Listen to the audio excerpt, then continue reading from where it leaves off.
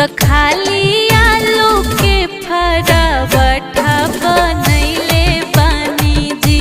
तो खाली आलू के फरावठा बनैले बानी जी।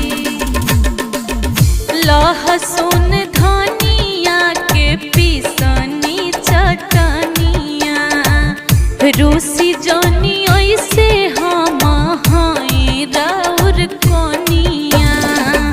लहसुन धनिया के पीसनी चटनिया रूसी जनी